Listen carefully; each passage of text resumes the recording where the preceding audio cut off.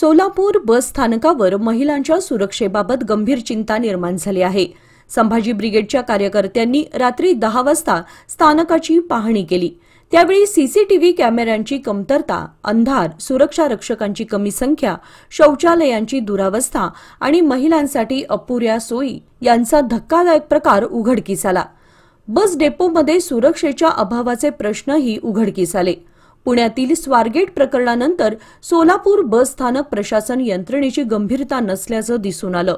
संभाजी ब्रिगेडने आंदोलनाचा इशारा दिल्यावर आगर प्रमुख नागेश जाधव यांनी तातडीने उपाययोजनेचे आश्वासन दिले। या पाहणीमध्ये संभाजी ब्रिगेडचे पश्चिम महाराष्ट्र अध्यक्ष श्याम कदम, जिल्हाध्यक्ष संभाजीराजे भोसले, शहराध्यक्ष शिरीष भैया जगदाळे यांसह अनेक कार्यकर्ते उपस्थित होते।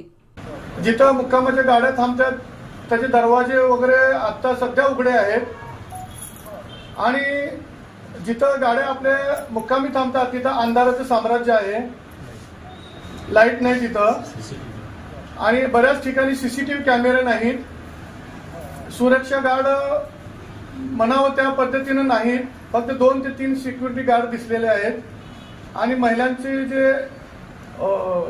ह्याची बाथरूमची गैरसोय आहे ती एक दूर करावी म्हणून आम्ही आज इथं तुम्हाला भेट देण्यासाठी आलो होतो। मग आपण हे तात्काळ जी घटना पुण्यात घडली ती आपल्या इतर ठिकाणी होऊ नये म्हणून काळजी घ्यावी, दक्षता घ्यावी। धन्यवाद साहेब। तेवढं तातडीनं आमच्या ज्या सूचना आहेत तेवढं त्याच्यावर लक्ष देऊन कार्यवाही व्हावी। ओके साहेब, धन्यवाद। आपल्याला काय आपली ड्युटी करत असताना आपल्या आई बहिणीची सुरक्षितता काळजी याच्याकडे आपलं लक्ष देणं कर्तव्य आहे। त्यामुळे जे पुण्यातला जे प्रकार घडला ते प्रकार घडू नये आपण जातीने लक्ष द्यावं। असं काय प्रकार घडला तर लगेच पोलिसांनी जे प्रकार घडू शकतात ते सर्व बाबी बंद करा आणि त्या भागात इकडच्या भागात जिथं जिथं सीसीटीव्हीची गरज खरंच ठेवा।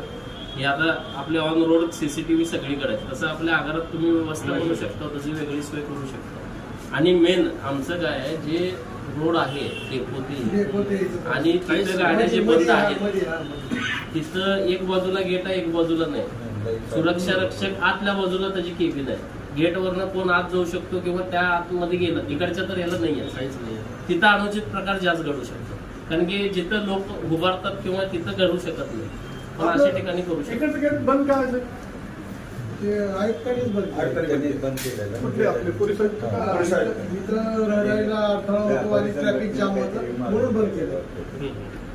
म्हणजे इकडचं एक गेट आणि सरळ तिकडे स्टँड जाम होत नसत, गर्दी स्टँड जाम होत नाही, पण ते आयुक्तांनी बंद केलं। मग पण तुम्ही परिवहन महामंडळतर्फे ते चालू व्यवस्थित आयुक्ताची परवानगी आयुक्ताची काय बस आली ना डायरेक्ट चौक जवळ आहे, तुम्ही बस वळतानाच आपण बघता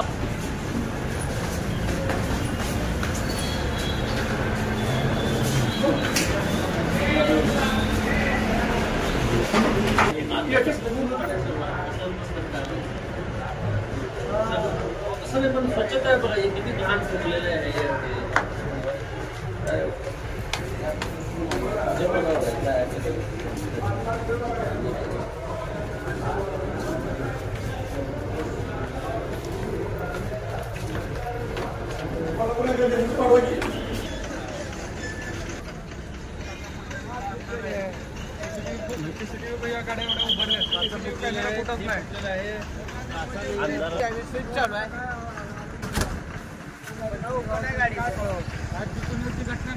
आज जी पुण्याची घटना घडली ती आपल्या सोलापूरमध्ये घडू शकते।